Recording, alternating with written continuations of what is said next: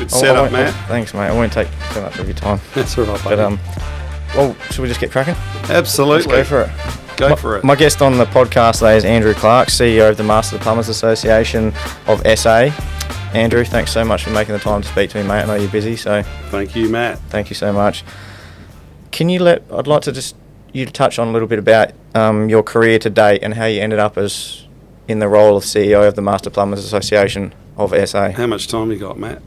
As much time as you got, mate. I'm here. I can be here all day. So I left, just to give you a little bit of history, my family were involved in a plumbing merchant company called E.T. Bridgelands. And my grandfather actually bought into the business. He was an accountant, and that particular business was in a bit of financial trouble, so there was a number of parties within that accounting company that bought the business. My father was employed as one of the general managers, and my uncle was there as well. So the Clarke family were quite integral in the running of that business from my father's stage. And then both my father and my uncle had obviously sons, and there was an opportunity for us to come in. Part of the program was that we'd both start off in another career prior and not just walk straight in, which I must admit it's always a good avenue to enter into a business that way with something behind you. So I left school, got a plumbing apprenticeship with a company called Fridge-Right Air Conditioning, so mechanical contracting type of business. Mind you, I still did my Cert 3 and then Cert 4. So I worked for Fridge-Right for about 8 years and took off for a year overseas. Interest rates were back 18%. That was about 89. It's frightening to think back then they were that high. Now everyone's whinging at about 4. Yeah, that's exactly right. God forbid 5. And so I took off for a year, and then I got a phone call towards the end of that year. You know, we're ready to bring you guys in, as in myself and my first cousin. Yep. And started at Bridgies. And so I worked there for about 8 years. And in those 8 years, we were approached by Reece Plumbing, who were starting their national takeover bid to bring their presence around Australia. So Bridgies had the clientele base, which was pretty important for Reece, obviously. And then there was another organisation called Plumbing World who had a branch network, and they were in a bit of financial trouble. So Reece came in and did their swift little offerings to both organisations, and our family, as well as the other part owner families, decided that was actually a good move. So Reece took over. I stayed at Reece for a couple of years, managed the city store, as well as I was assistant regional manager for South Australia for about a 12-month period. And then I decided, where am I going? I didn't get the second regional position, so my father-in-law at the time owned about 4 crash shops, and he said, well, why don't you come join me? You know, you might be able to buy the business later. I've gone, well, why the hell not? Let's have a crack at that. So I left Reece and joined his business. Worked for him which is in the motor trade, obviously. So I worked for him for 5 years, and I was on a number of committees for the Motor Trade Association, and there was an offer. The Motor Trade Association were looking for someone, and I could tell from my father-in-law things weren't going to plan, and I wasn't actually comfortable with his proposal to take over one of his branches. So I thought, no, I rejected that offer and joined the Motor Trade Association. So I worked for the Motor Trade Association for 4 years. Yep. Which was actually a fantastic opportunity to learn how association bodies work, and really get an understanding of the not-for-profit operation, group training operations, even registered training organisations, as well as membership associations. So I was at the Motor Trade Associations for 4 years. This particular job came up, and luckily I saw it in the paper, so kudos to the board for putting it in the paper, because I probably wouldn't have seen it any other way. And so I applied, and ironically I I went through the board of, back then it was called the Plumbing Industry Association, so it was actually a different title back then. And half the board were people that I used to look after when I was managing Reece in the city. So I thought, well, I knew this person, so I applied. Next minute I got an interview and I was successful. So that was back in October 2007. I know people are thinking, how can you put up with this for this long? But it's actually been a fantastic journey. So I've been here ever since 2007. Obviously we changed the name back in 2014 and there was a reason behind that. It was very challenging when you deal with government agencies and you say you're from the Plumbing Industry Association and they'd say, right, so you're different to the Master Plumbers Association. I'd say, and I'd have to then confront them and say, well, no, we're exactly the same. We changed our name. So we went through a whole branding, marketing exercise, and the data we received was that the public knew more about the Master Plumbers Association than they did about the Plumbing Industry Association. So we changed the name back. Yeah. And ever since then, we now line up with everyone else around Australia as well. So that's a positive. The little exercise they did back in 2004 to change it didn't really work. So here we are now as the Master Plumbers Association. I remember, it was the PIA. Everyone used to know it was the PIA, Correct. didn't they? Yeah. So a bit about, you've been around, the Master Plumbers have been around for over 100 years, I understand. Yeah. Can you let us know a little bit about the history of the Master Plumbers and your role within the industry? Yeah, formed back in 1908. And look, when I first started in the role, I had a massive wall full of folders and I'd actually go through them with interest because my father was actually on a couple of the committees of previous time. And it was an association, like probably the other associations, very strongly supported by the industry. I can envisage now you'd send your membership invoices out and they'd be paid within a week, right? So it was very much the strength of the membership that drove the association and supported it wholeheartedly. There was just this, and the camaraderie amongst the members and the industry was very strong back then, right? And I think to where we are now, it's changed, and that's generational shifts as well. But yes, it was. They had a lot of success early on, and obviously the group training scheme was a very successful component of that. When I'd started, we had challenges in cash flow.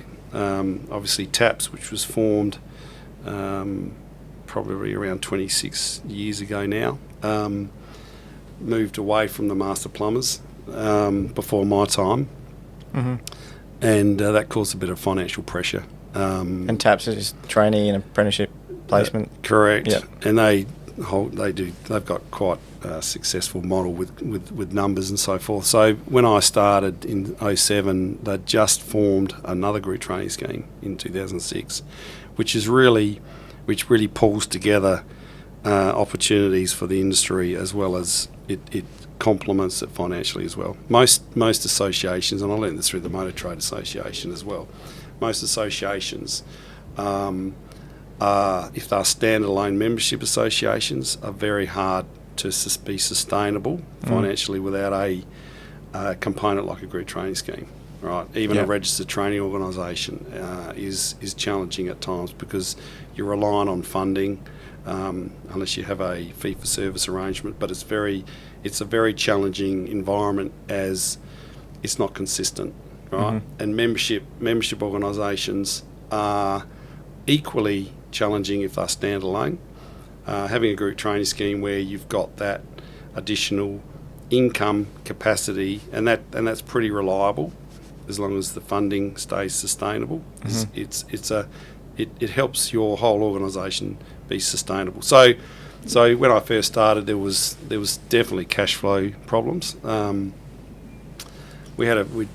previous board had made some decisions on a few things, and some worked and some didn't work. But look, I've always been one for looking at opportunities, and my gut's been pretty good, almost 100% so far. Touch wood.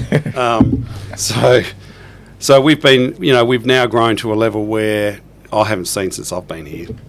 We've progressively grown in areas, which is also a reflection on some of the board members we've had as well, some of the staff we've had, some of the support we've had from various other organisations. We tackle things with the mindset that we want this industry to grow and support our members and strengthen the industry to ensure that it's viable and our reputation stays strong. Yeah. We will challenge our colleagues even in the building construction industry. We support each other as much as we can, but there's also areas where we'll go head to head, and that's for the protection of our industry, as in the plumbing industry. Yeah. We need to protect our members. We need to protect our industry sector. It's a battle at times. Yeah. There's fights I've started when I first started, and I'm still fighting those battles. Right, I won't give up. I keep going. It's not the sort of role that you can take on unless you've got that level of resilience and focus towards the end goal. So it's challenging at times. I love this industry. I think as long as you've got the mindset and the adventurous mind to tackle new things and move with the times, otherwise associations will be dead. Yeah. You've got the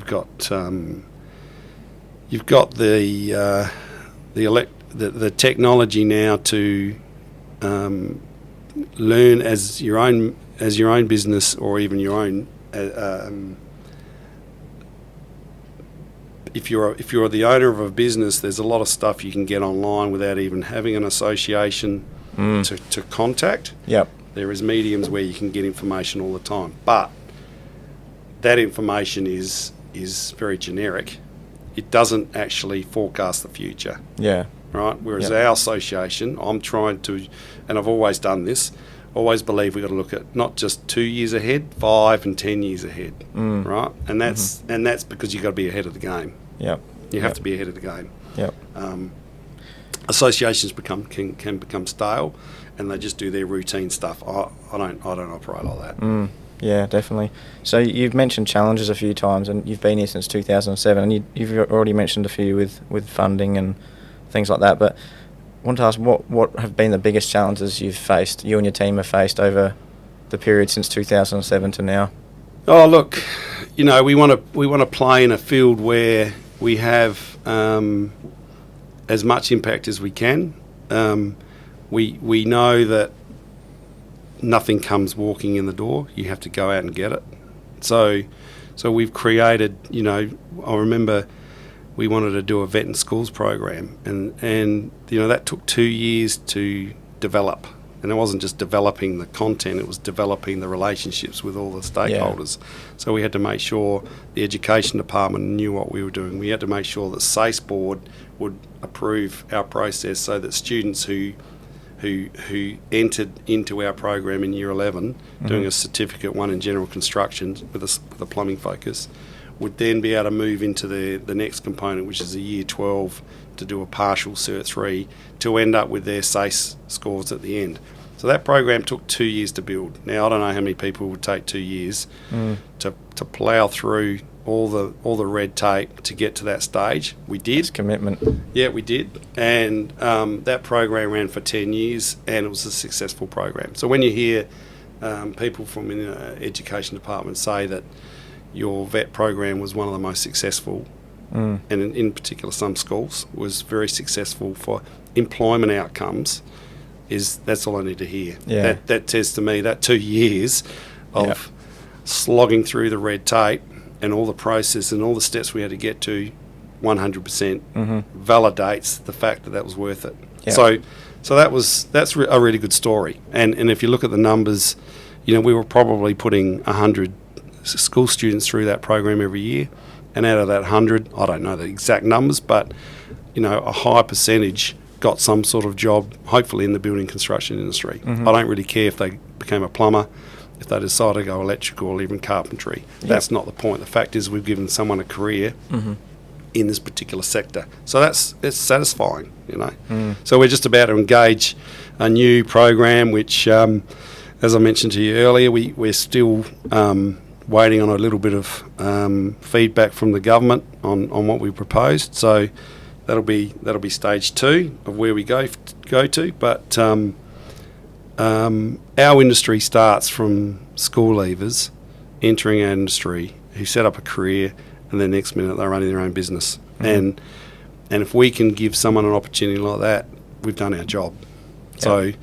So that's one of the most satisfying things. But it was challenging. It was really challenging, and that's what I said earlier. You got to, in this role, there are times when you're fighting battles that do take a lot out of you, but you hope there's a result at the end that ticks all the boxes for our industry. So, you've mentioned unions. You've mentioned governments and funding quite a lot of times. So, how does the government play a role in the Master Plumbers Association? And if you could just touch on the importance of the funding from the government, because it seems like that's really important. Yeah, look, we ironically, if you look over the last 3 years, we've had all sorts of funding, whether it's state or federal, and we are very grateful for any government support to provide assistance with either students getting into the industry and starting a career, or even hosts being able to employ apprentices going forward, because it grows the numbers within our sector. Government funding is crucial. I often I sit on a few boards and so forth. The funding models are changing feast every year, and we don't really know where we sit. Sometimes we have highs, sometimes we have lows. I think if there was more consistency over the message of what every government's trying to do, and have a consistent line of setting funding programs over a longer period of time, it gives confidence for people to be able to grow and invest their own resources in it as well. Yeah. And that then builds levels of sustainability and confidence in the sector. So I advocate for that quite a lot in every opportunity I can. The funding models, if they are consistent, they do assist in the whole process. It's a bit like changing, if you have a high turnover of staff, you always seem to go backwards before you go forwards, right? So if you can keep some consistency there and grow your team to levels where everyone's return on investment is better and improving, you're going to get a better result. It's no different to funding. If we can get a consistent level of funding that is not going backwards, you'll continually grow. Yep. So it is important, yeah. Now, this is a long question, so I'm going to read this off the paper. Excuse me. But the government recently announced that they've released land to build about 25,000 new homes in the north and south of Adelaide. Plus, on top of that, there's predictions that nationwide we're going to need roughly 486,000 workers to enter the construction industry in the next 3 years to cope with population growth, building and infrastructure demands. Now, I'd say a fair portion of that 486,000 is going to be plumbers. How do you think we're going to bridge that gap? How do you think we're going to get that many plumbers in 3 years? Jesus, man, if you asked me to bring my crystal ball in, I would have. But, look, if we're looking at those totals, as you mentioned, plumbers are probably the lowest out of the main three professions in the trade, as in the carpentry, electrical and plumbing. I think we sit third. Look, it's competitive. It's a competitive market out there right now, and where everyone's trying to find as much talent as possible. it's funny because, ironically, I was on a meeting this morning, a skills commission meeting this morning, and one of the things I raised was about numbers of commencements versus completions. Right now that's great, but if you increase your commencements by 20% and your completions by 20%, that's all good. But in the middle, right, you got to make sure those people actually stay in the industry going forward, right? So the journey has to be there. One of the key areas we're seeing at the moment is, there are a lot of challenges in kids who leave school, the students who leave school today. So resilience levels are down. The understanding of work requirements after the school life is not as well understood or accepted as it was, say, 20 or 30 years ago. So in other words, your working capacity has changed over the generations. So for us to increase our numbers, we have to look at the challenges of what's happening in the real world today. And why are these students not work ready? Why are these students not as resilient as they were 20, 30 years ago? What issues are they coming across that weren't there 20, 30 years ago that's actually causing the surrounding non-completion rates? Yep. So non-completion is important in the factor, because we need to make sure if we want a higher completion rate, obviously. But it's not just about the numbers, it's about what's happening in the middle. We have to identify what is the true life of a student, what's their home life like, what issues are they coming across, what challenges are they being confronted with that causes them to, it's a bit like a disruptor, what's disrupting their process. When everyone's after talent, everyone wants talent, everyone wants someone to start and then work for 10 years and say, yep, this is fantastic. We have to be aware that those times are different now, right? So we're going to have shorter amount of career. People are going to be hopping all over the place, jumping around. Is it money? Is it just lifestyle? Is it what is the journey not quite right? So until we start working out that and solving some of those problems, we're still going to have completion problems, rate problems. And so you're never going to get to that number unless you start identifying what those problems are. I think migration's also taken a bit of a hit, obviously, since COVID. So we can't rely on students leaving the school system to fill the void. We have to look at the percentage of migrants who come in as well, who have skills, and in some regards, whether we like this or not, overseas countries have a better work ethic than what we do here in Australia, and I can't quantify that, but you can just tell by some of the people that come in. You can understand, you can see how they work differently. So all these issues, you have to put them all on the map. And it's a bit like a puzzle. You need to put all the pieces of the puzzle together. Yeah. Okay. So I think it's a race to getting the best. Number one, it's a race to getting the best talent. Number two, it's identifying to make sure that talent can actually withstand the pressures and the challenges to endure their career to get through to the end, to the other side. Right. The other issue is the migrants. We need the migration numbers to come through to also fatten up the quality and the work ethics, to also help the young as well educate. So there's educational pieces all the way along. Parents have an influence. Friends have an influence. Money has an influence. But I suppose one of the most important things is the journey and the acceptance that people, are they willing to be committed to a long-term career, or are they just going to keep chopping and changing because that's what everyone does these days? So there's cultural changes as well. So there's quite a mix. It's complex, isn't it? It's actually not as simple as people think by just saying, let's increase it by, throw 20,000 people in the building construction industry and see what happens at the end. That's not, you can't do that.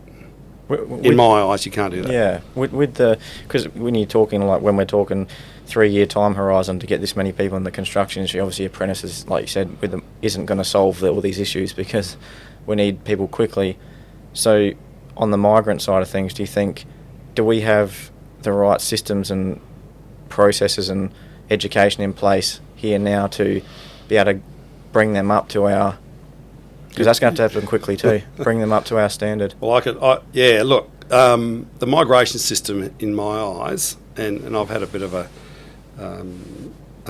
quite a 15-year experience in this sector, and trying to understand why it's so complex, and it is complex. I think we make it a lot harder than what it is. There needs to be better processes in place. There needs to be better recognition of prior learning. Yeah. There needs to be better processes in upskilling to get to the levels required within each state or jurisdiction, and then in particular each trade, whether it's licensed or not licensed. And also in a reasonable time frame, I suppose, seems to be important. Time frames is a critical issue. There are a lot. I know I've experienced this in this particular role. Where I've had people roll up thinking that they could sell their house in the UK, they could come over, bring the family over and just start doing plumbing straight away, and then suddenly they get told they've got to go to the licensing department, and then they have to go to TAFE to do an analysis on their skills, and the next minute they find out they've got 12 months gap training to do, and the wife's in tears, the husband's sold the house, and the whole family's here, and it's like, well, I'm actually not employable. So I've encountered that a couple of times, and it's heartbreaking because the information they got told at the start is this simple, where it's not. So I think we can actually improve that area. It's been clunky for a long time, and I don't like seeing people sell up their whole livelihood in another country and come over and then get given false hope. So there's an area we need to work on, and I'm not pointing fingers at anybody, but there needs to be a more accountable, an accountable and transparent process that gives confidence that coming to Australia is actually a great opportunity, and B, there is opportunity for work and a life that hopefully brings more joy than when they're leaving. So, but it's clunky at the moment. And you spoke about apprenticeship commencements, and I think just as important, if not more important, is the completion rates. And since 2012, we've had quite a significant downturn, and then I think there was a bit of an upturn round about the COVID period when those government funding things came in for the half the rebate back for the first year. Do you think it might be a hard question to answer, but do you think the government could do more things to make it more attractive to start, commence and complete an apprenticeship? And where I'm going with this question is, I think that from being on the ground, I think a lot of the issues we have is that kids they struggle to think like 10 years ahead. So they're thinking like, I could go and wash dishes at the pub and make $30 an hour, or I can do an apprenticeship and I make $13.50 for the first year. That mixed with the cost of living pressures, do you think, is that maybe something that needs to be looked at, do you think? Well, every solution can possibly bring up another problem, right? So, and I'm saying potentially, wages are always a indicator of where people start. So you're right, you can work in a pub part time and then up to $30 an hour and start as an apprentice on half that. It really, I suppose, depends on what their ambitions are, and my concerns are ambitions today are different than what they were 20 years ago, as I mentioned earlier. So long term, and this comes in the education. This comes to the educational piece earlier on, through the schooling process of, if you establish yourself in this particular way, you start off as an apprentice first year, these are the wages, knowing that, at completion, whether that's 4 years or thereabouts. You've then got a qualification, and then the money will start increasing as you go, compared to part-time work, picking up a highly hourly rate, but it really gives you nothing sustainable. I think there's a whole range of areas there. The biggest problem is you're dealing with generations who have probably got more information accessible to them on phones and so forth, and then there's also the peer group pressure as well, and money's always an issue. We've had situations here where we've had an adult apprentice having to terminate because he can get more money doing other work, and because the interest rates went up, he had no choice, right? So he had to terminate. There was nothing we could do. An employer is only willing to pay a certain amount of money for a certain amount of return on investment. So an apprentice, certainly in the first year, is always going to have a low return on investment. I always believe, and it'd be okay if the training organisations could improve their capacity to train sooner, earlier, more. That's a big wish list, but if you can improve your return on investment from any employee at an earlier stage, the wages come with it. Right. So, back 20 years ago, your return on investment would be, 2 to 3 years. Right. Now it's going 3 to 4. Right. Because the training process is slowing down, and so it's actually going more to the back end instead of the front end. I prefer it at the front. If you got your training regimes at the front, your return on investment's up early. Once your return on investment's up early, an employer's willing to pay more. They'll go above award rate wages, knowing that particular employee is outperforming another employee, or there's an incentive scheme to say, hey, if you can do this and this and this, I'll pay you more. That does not break the industrial relations issues which can be caused through the wage situation. Right. So performance will always outweigh an award rate, and so the only way you can get that done is by not by fast tracking, but bringing the training component up front. And being seen by an employer that this is the way to go. I'll get a first year, I'll start an apprentice, and I'll put him on. But then, within 6 to 12 months, he's being paid probably like a third year as opposed to a second year, because the business is thriving. The business is actually winning. So why wouldn't you? That's my thoughts. No, that's good. I'll change it up a bit. Just wanted to know if you could touch on common issues you're seeing out there for the members that are raising concerns for them. A couple of issues. Well, as I mentioned before, resilience within apprentices is a challenge. Big, I think. That's probably the biggest issue. And look, let's be honest. The times have changed, and the generational shift and the way parents have operated in the last 10 or 20 years has been different to the way parents operated 30 to 40 years ago. So, and that's due to technology. It's due to other pressures and strains and stresses, and for whatever reason. So the resilience within work is a problem. Mental health issues are a real problem. And I think half of that's driven by social media. The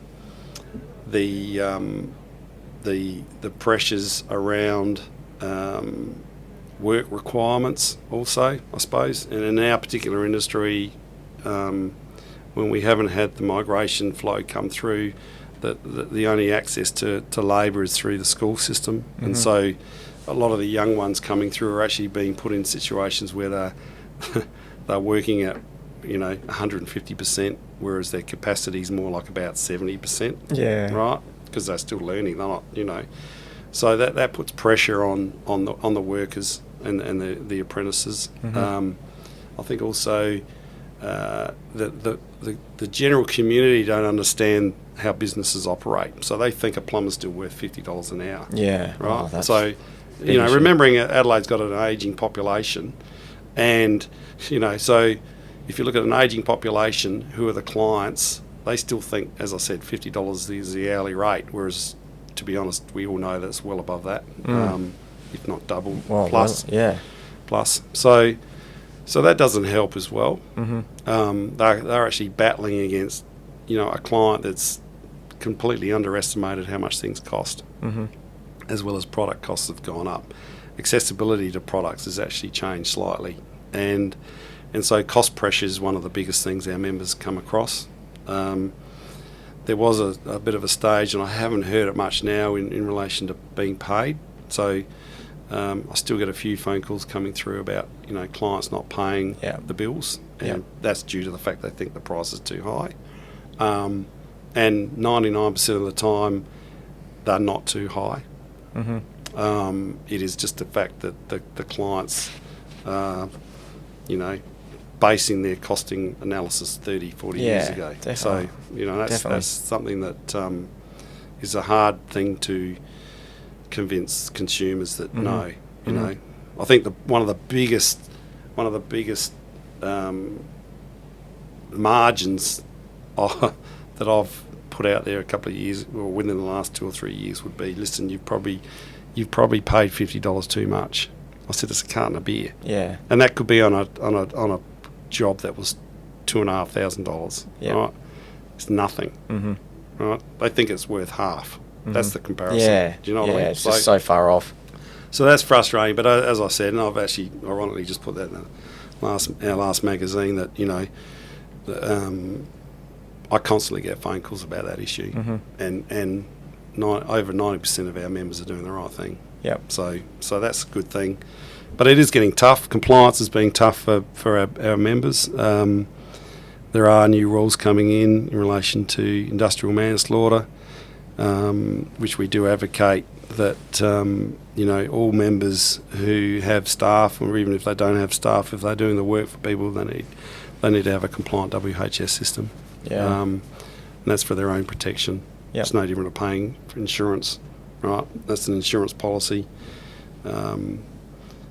Members understanding that it's not just them who have to comply. It's the local baker, right? It's any business operation needs to comply. Yep. So we don't make the rules, but we're here to assist all our members to be successful and comply and not end up in places where they don't deserve to be. So. Yeah, and just an issue I wanted to raise, because I've heard it a few times out there, and it is a tricky one, definitely. But you were talking about return on investment with apprentices. I think there's definitely an issue happening out there where that some of these companies, especially the bigger ones, are putting through an apprentice like 2 or 3 years of their apprenticeship, and then the apprentice just says, I just want to go and work with my mate over at X company, and then they leave, and they're like, well, hang on. Have you heard about this? I'm sure you get. I wonder if you could speak to that. I actually raised that again this morning about. No, because it's a valid question. This does happen, and to be honest, there's a reason why that's happening, because getting good workers at this stage of where we are at the moment is very hard. So that's why the people, once they hear that someone's good, they'll just put out a little bit more of a bait for them to come over. Dangle the carrot. That does happen, and it's happened with us as a group training scheme as well. And it's even with family members who, the idea was to start with another company before you come over back into mine, which is I always believe that. That's what I did. Start with another company to see how they operate, do your learnings from that particular business, and then come back. But what's happening now is they're just pulling them out within 2 or 3 years, and bringing them into their own business. That causes us a bit of grief, because obviously we got two interests here. One is our host employer, two is our employee, the apprentice, and then the third party comes along, and often they take them on direct. Most times, take them on direct. And to be honest, we lose the support, the mentoring, and the wraparound type component when they leave I might say our nest, but they leave us to go into a direct indentured environment, and stats prove that anyone who comes through a group training scheme has a higher completion rate than it does direct indentured. Okay. So obviously it's not about us being selfish. It's more about us making sure that particular apprentice completes, Mm-hmm. and they have a good journey. Mm-hmm. So that's an important factor. We can't stop that. Are you powerless to? There is a via the Skills Commission, there is a transfer fee. So if someone does poach someone, there is a poaching fee, Okay. and that's worked out depending on what year they are. Yep. And so there is some sort of compensation for the company that loses that particular apprentice. Mm-hmm. And we've actually used that a couple of times Have as you? well when Okay. they've been poached. Yeah. Yeah. That's So good. it's a fair and reasonable compensation amount, because some of these apprentices, we put in a lot of hard work, and especially early, and for someone just to pick them up along the way after all the hard work's been done is a bit of a slap in the face. Yeah, definitely. So Okay. we're never going to stop that, unfortunately. We'd love every apprentice that starts with someone to finish and be competent in their trade and get the best journey they can in that 4-year period. It is really tricky, isn't it? Because if they want to leave and you say no, then they're going to be all disgruntled, and it's like not going to work out for anybody. So you're really powerless in that situation, aren't you? Yeah, we are You a know? bit powerless. Yeah. And look, on the flip side, we've had a few that left us, and then they've come back to us. Believe it or not, I mean, that's a bizarre case, but we did have that a couple of times. So Yep. it's not always greener on the other side. No. A problem within the industry definitely seems to be paying for the standards. Can you can you speak to that? Cause, Yeah, and do you know if in outside of the building and construction industry, do people pay for the standards, or is it only a building construction No, industry it's thing? the whole. It's everywhere, It's is it? access to all the standards. Yeah, look, Seems. you must have read up on my previous magazine. I I think did some research. I think it was actually in my current magazine. Look, first of all, Master Plumbers South Australia was the first plumbing association around Australia to give access to the Australian standards for our members, right? So we went out there, must have been 2009/10, around that period, negotiated through SR Global to get access for our members through our member login to the 3500 and 5601 standards. And so we did that up until about 2017, when SR Global decided to change the rules around how much it was going to cost. Which I tried to negotiate, and it just started creeping up a little bit. And then we tried, the other associations around Australia decided to actually finally listen to what I'm saying that this is the best thing, you should have done it years ago. But then they all said, oh, yeah, we'll try and do the same. So then what happened, we tried to negotiate a national deal through SR Global, and we were faced with a couple of situations where the pricing was just almost pluck a number out of the sky and that'll do for access for all the Master Plumber Association. Then overnight it quadrupled, and then they wanted to lock in 3-year deals. So that was 2017. I've been fighting this battle for 5 years, 6 years almost, right? The Australian standards is a beast in itself. To cut the story short, we are now we believe, well, we know for a fact that Australian Standards are building a phone app, of which plumbers and any other trade who need these standards will be able to access via their mobile phone more likely towards the end of the year for a very competitive price. But you've got it on the phone, and it'll be a yearly subscription, right? Okay. Are you happy? Do you think it's a good result? Well, put it this way: we back in November 21, we purchased 150 licences. Master Plumbers had to fork out $40,000 up front for 150 licences, which we sold off in that 12-month period. But then effectively, at November 22, they turned everything off, right? And they said, well, now you have to resubscribe again. And it didn't matter if you subscribed it before, you have to resubscribe again. So what it meant was our members would then have to re-sign up another deal. Yeah. And of course the price went from 40 to 50,000 for 200, and our board decided no. Mind you, the staff member who was sort of managing that area was going through hell on earth. It was one of the most stressful tasks as I've ever seen. Really? It was not made easy, right? That person has now left.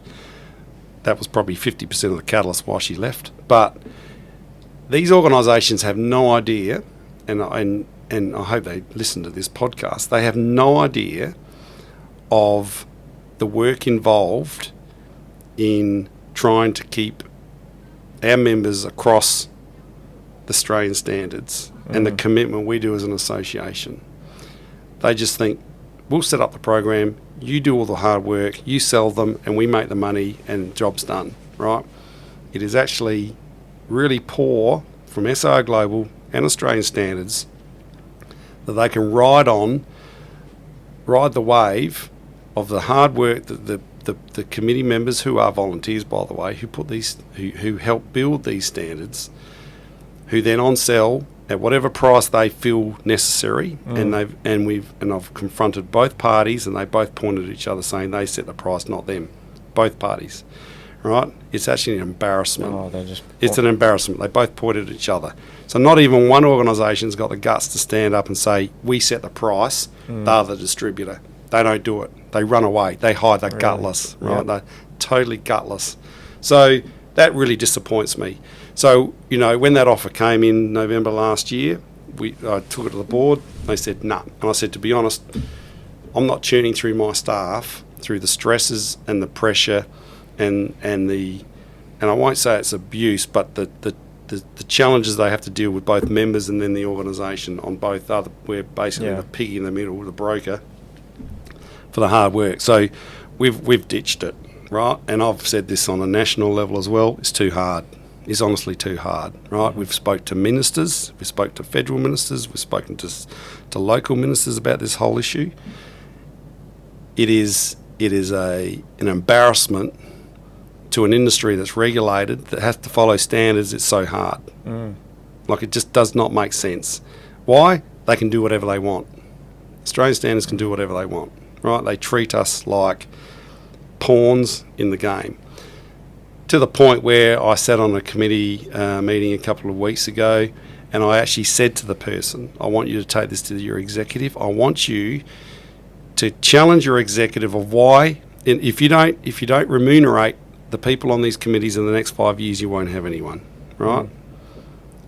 And that'd be fantastic if that actually happened, right?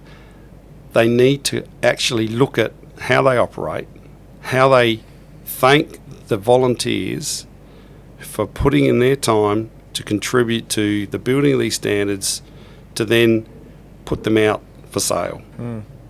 Where's the remuneration? Where's the acceptance that these cannot be built without the volunteers? They shouldn't be volunteers for a start. It's almost third line forcing, right? Where you have to meet standards, but the standards people can do whatever they want, sell them at any price. I just can't understand how someone can get away with that. So I can tell it, mate. You're passionate about it. It fires you up a bit. It does fire me up. I knew this. As soon as you mentioned those words, it was going to come out. So, all right, we'll change it up. When the government announced the new land release we spoke about earlier, I saw, and they did it on LinkedIn, I saw you commented about the stormwater systems being designed and installed by licensed that plumbers. was after I read your comment, actually. What can you explain a bit more about that and why there's an issue there? So I also sit on another committee through SA Water. One of the biggest problems we have here in South Australia is when it rains during winter, the sewer systems increase, the metro sewer systems increase by 200%. Really? This fact sheet was driven by me asking a question to SA Water personnel. So Metropolitan, the sewer systems increase by 200% when it rains. Now, you don't have to be Einstein to work out the fact that why does that happen? Stormwater systems are going into sewer systems. Yeah. In the Adelaide Hills, the sewer systems increase by 500% when it rains, right? The increase in the capacity increase costs SA Water millions of dollars. Does it? Hundreds of millions of dollars to maintain the infrastructure for part of the reason that this is is increasing by this percentage when it rains, right? So it's a costly exercise to manage the sewer systems in winter. Yep. If plumbers were designing and installing stormwater systems, you wouldn't have that problem. You just wouldn't even think Right. about doing that. The biggest asset in our lives as an adult when you purchase a property is the property, right? Or when you move into the next phase of your life from leaving home is to buy a property. Why is your property not built to standard, right, or compliant? Now, there is no question houses are built to meet compliance levels from the building code and so forth. I don't have a problem with that. But the stormwater issue is a real concern because poor stormwater systems can destroy a home in years, right? Let alone the neighbour's house, right? And when you've got house blocks now being built in areas where you could never think you'd build a house today, 20, 30 years ago, they are now. You've got retaining walls that don't actually built properly. Stormwater's sort of backing up behind the retaining wall, and suddenly you've got 2,000, 3,000, 4,000 litres of water which hasn't been drained properly or going into the stormwater catchment spot. It's probably either just settling on the ground, or if not, someone's trying to run it through the sewer system. It causes major issues. So my comment was, I have raised it with various government agencies that the legislation should be changed so that only plumbers should be able to install 90 mil and above. So are you saying the regulation, it's not that now? Currently, legislation states that only a licensed plumber is to install 100 mil and above. Really? Yeah. I didn't know that. So anyone can do 90 mil, right? South Australia is the only state in Australia that produces 75 mil stormwater pipe, and that's money for downpipes. 90 mil stormwater pipe in the ground should never be installed. No. Right? It's too thin. It's too thin. It can't manage the weight of the ground, let alone pavers and so forth on top. It'll reduce in its full capacity probably within a year or two. With the weight, it just crushes. Right? I believe, that if the stormwater systems are designed and installed by licensed plumbers, and I'm talking contracting plumbers, right? Yeah. As part of their Cert 4, they do 50 hours of stormwater design. We would actually improve the longevity of properties. We'd also reduce the number of claims of possible insurance claims of poorly designed stormwater systems.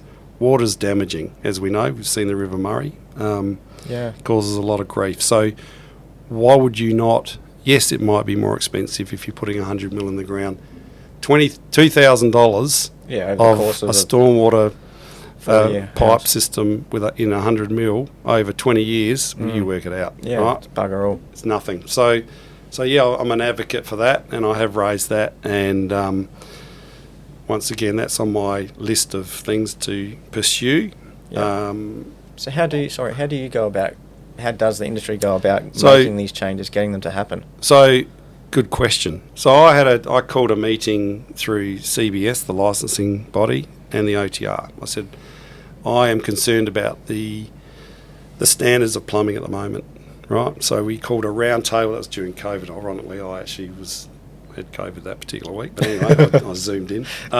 So I called and they involved training organisations, other stakeholders, the licensing board, the OTR, master plumbers. I think that was about it, really. And we discussed the issues, and I raised the issue, right, about stormwater, and I raised other issues as well, training and so forth. So I called all the parties together, and then the CBS decided to consult other industry bodies, and a number of those industry bodies knocked it back and said, no, we don't support this proposal. So I put in a proposal of what we need to do, saying that this will actually benefit the industry, raise the standards, and improve not only the SA water infrastructure, but homeowners' confidence in the marketplace as well. Yeah, okay, that's a good point. we don't need our reputation to be tarnished at all. So a few associations didn't like that, and so they put in comments saying we don't support it, and that was it. Yeah, really. So now I can't believe how even if one party puts their hand up and says no, that suddenly everything gets shut down, right? So hence my comment, right? Yep. Now, if you can bring someone else in to do the stormwater that's had more than 50 hours worth of training in stormwater design, fine. Let them install it and design it. Mm-hmm. But that's not the case. Yeah. So what's the point in plumbers, as part of their contracting plumbing licence, they're Cert 4, being trained 50 hours in stormwater design, yet you've got other people designing and installing stormwater systems because it's 90 mil. Yeah, you're right. What's the point? So many times, like, when, it's just like a standard exclusion on a house is like the floorboards. They get it without the floorboards, without the curtains, and without the stormwater, and the homeowner takes care of it. Look what happens today when it rains and when it pours. When it pours, what happens? Flooding in houses. Flooding. What's the normal, streets. what's the average size block today? Right? 350-ish. Correct. Right? So, it's a concern. I've also witnessed councils rubber stamping developments of 4 or 5 houses in a block, all built with a spoon drain not installed. 4 houses, stormwater going to a pit, 450 by 450, and then 190 mil stormwater pipe running out of the street. You see this, and the council rubber stamped it. Yeah. Right? Yeah. I raised it with the OTR. I went to CBS and I said, this is a joke. The consumer of one of the properties rang me, and I went out to inspect the property. Now, that's something I don't normally do, but I thought, I can't wait to see this. Yeah. Nothing eventuated from that. So I've got a question over whether councils are doing their job. I've got a question of whether houses, the biggest asset in your life, is actually compliant to today's environment, namely stormwater. The process of removing stormwater. Block sizes are shrinking, which is another concern, which means your neighbours almost can smell your cooking, if not hear the conversation over the fence. Yeah. Right? Everything's getting smaller, tighter, yet we're not improving. And as your comment, we're not improving how things are being done. Yeah. So it's price driven, it's not quality driven. Mm-hmm. Okay? So I have a real issue with that, because I feel there's people who are spending a lot of money on an item, i.e. your house, and you're going to have problems within 2 or 3 years. Fundamental things is getting overlooked, and you know what? I don't think anyone would argue paying $2,000 extra to put 100 mil in the pipe by a licensed plumber. Yeah. Okay, that's something So we should all definitely You've hit look another into. nerve there on that one. You found all my hotspot. You've had all my. I did research. You have done some research, mate. Well done. I'll finish it up soon, Andrew. But what advice can you give to the general public when they're choosing a plumber? And the second part of the question is, what are the benefits they get when they choose someone who's part of the Master Plumbers Association? Look, one of the things that we advocate is that if you use a member of the Master Plumbers, and obviously we've got on our website find a plumber, the Find a Plumber tool, is that if you do run across issues as a consumer, you can ring us and we will listen, and we will try to diffuse the situation, whatever it may be. That is probably one of the key points. Also one of the key points is that most of our members follow a code of ethics, and they do overall attempt to keep up with the changes in the standards. They comply with the WHS rules and regulations, whether they've dipped a toe in it or whether they've gone full steam ahead and invested in the whole process, which we fully encourage, obviously. But there is a level of security, and ironically, I let the board hear one of the ads which we had on 5AA through Rowie and Timmy G, that Timmy G compared us to like the RAA, right? You want that sound. You need that confidence, Yeah. the backing of an organisation that's here to protect you. Mm-hmm. Perfect analogy, right? Yeah. And that's what we want to portray out there. We have over the years spent money on radio advertising for our members to make sure you use a member of the Master Plumbers Association. Some of those some of those ads we've used have actually produced massive reactions from those who aren't members. They've actually rung in and said, "I've lost business because of your ad." Really? Right? Yep, couldn't believe it. Right. So we advocate a lot for the public to use members of the Master Plumbers, and we will continue to do that. We've sent out heaps and heaps of correspondence, or we've done letterbox drops and so forth about who we are, what we're trying to, and you need to be protected. Mm-hmm. And the only protection we can give you is the fact that if you use a Master Plumber member, you've got the best of the best, and you've got all the processes in place should there be a problem. Yeah. Right. Yep. So look, we do go pretty hard on that, and I hear all the stories from the parties who deal with non-members. Yeah, there is some shocking stories. There's some shocking stories out there. In fact, members ring me up and say, "You wouldn't believe what I've just seen." They just ring me and say, "What I've seen, there's no way that person is a licensed plumber." Yeah. Right now, sometimes they don't reveal the names, but most of them know that it's non-members. So yeah, okay. It's so it should fill the public with confidence that they're more confident to use a. We very much advocate for professional work, high standards, and we want our members to know that we support them and will back them, in the majority, and we'll also advise any consumer to use our members, obviously. Yeah. Because there's many reasons why. Mm-hmm. So yeah. The Master Plumbers offer a wide range of services and benefits to the members. Can you let us know about some of these? Because a lot of them I don't think a lot of people, even the members, know of. And I wanted to maybe touch on another nerve. Can you speak to the plumbing road shows as well that you guys put on? Sure. So ironically, there's a whole range just right behind you on a whiteboard. Oh. You can just read them. And I didn't even prepare for this. Okay, it's just so look. We've got a quite a good fleet deal with Toyota and a couple of other manufacturers as well. Mm-hmm. Savings in that regards. We've just stitched up a deal with NAB for some phone tapping, banking type setups. We've got hotlines for legal, both in commercial and as well as IR firms. So, for half an hour conversation, if you can talk fast, you get a lot more out of it. But some of that advice is becoming valuable now. We've ironically, I think in the last 2 weeks I've sold 2 contract packs, so terms and conditions for contracts, and that could be any work under 10,000 or over, that's really above, handy. Which is handy. Gives you terms and conditions for payment and so forth. We've got an SA Water deal at the moment where clearing block drains, where if a client has a block drain and SA Water come out and they find that it's on the property of the owner and they don't have a plumber, they'll give them a card which actually has a direct link behind our Find a Plumber tool into an area of accredited plumbers who do drain cleaning. Okay. So they'll get referrals that way.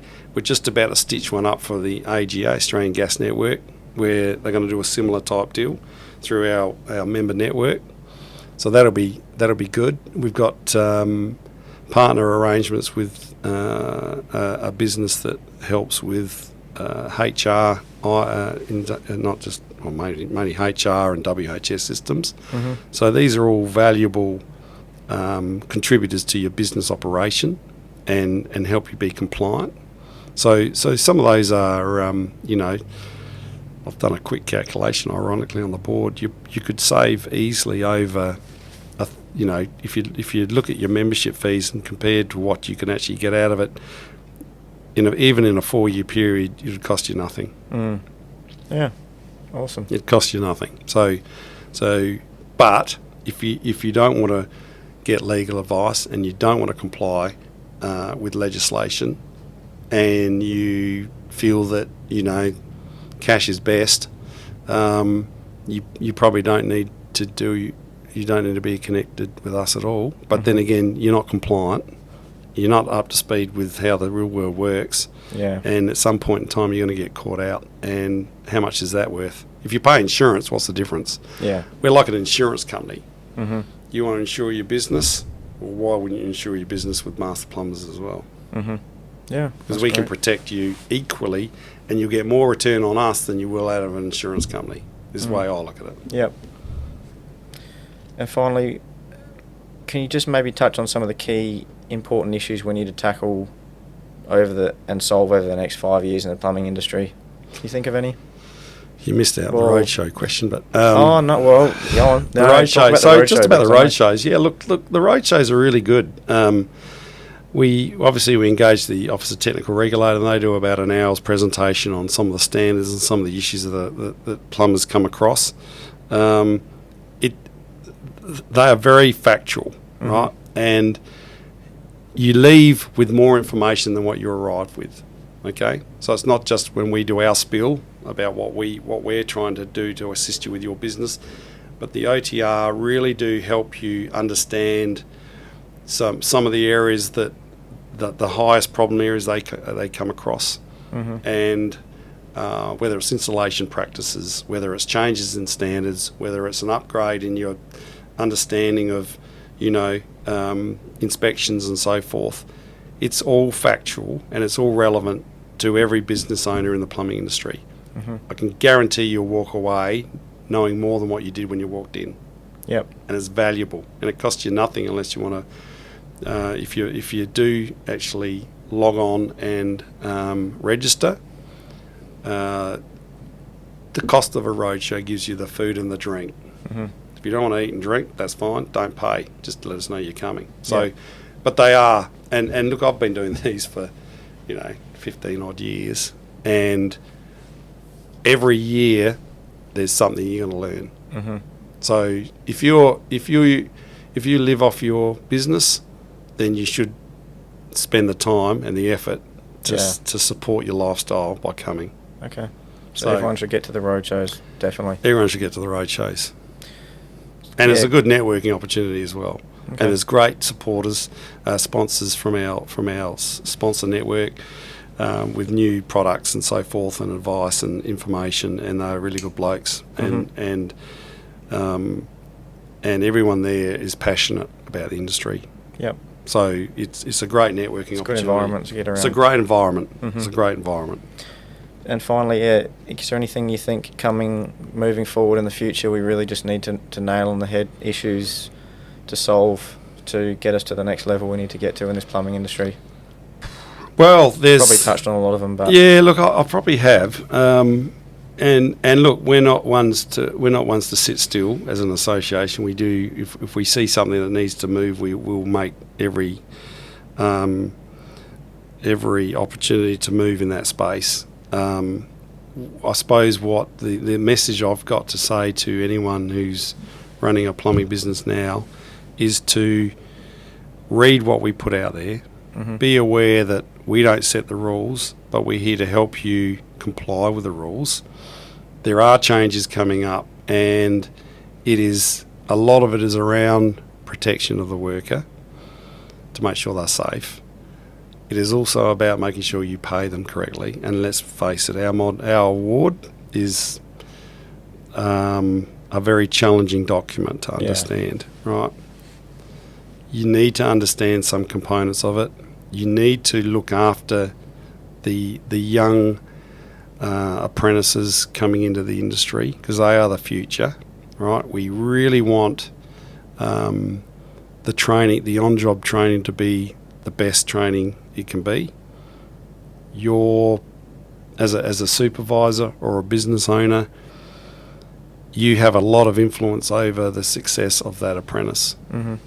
And the journey for an apprentice is the most important part, because we want these apprentices to complete. We want these apprentices to be the future of our industry and to drive the same high standards that are set. So we want our members to set a high standard. Yep. and to bring in any new candidates into the industry to make sure they are equally high standard during their journey, and they enjoy their journey, and hopefully they can be as successful as some of the people we know who are as successful. Because it's a great industry to be in. It's a great industry, and it's not going away. So that's one thing we know. Plumbing is never ever going to disappear and be replaced by technology or anything else. Yeah. So that's a good point for kids to know, I think, isn't it? It's like a lot of these industries are probably going to get taken over by AI. Yeah. You know, I've seen AIs even giving out law advice and all sorts of crazy things now, but a robot can't do plumbing. No, and you know, our products are changing all the time, and in nearly every product that comes in, you still need the manual, the hands, the interaction with a human person to build, to install, definitely, to maintain, and to change, and so forth. So, you know, our industry is changing, evolving, for the better in some cases, and everyone's got to understand we've got to move with it. We've got to move with the times, and you know, it has its challenges, but it will provide a livelihood for those people in the industry for sure. Thanks for joining me today, mate. Thanks for taking the time out. I know you're busy with all the things you spoke about, and you're a very passionate plumbing industry advocate, and I thank you for that, and I thank all the team here at the Master Plumbers Association for all you do for the members. So thanks heaps. Thanks, Matt. Great. Fantastic opportunity to catch up. Thank you, mate. Thank you. Thanks for tuning in to another Plumbify podcast. Make sure you follow us on Instagram, TikTok, YouTube, LinkedIn, and all the usual podcast platforms.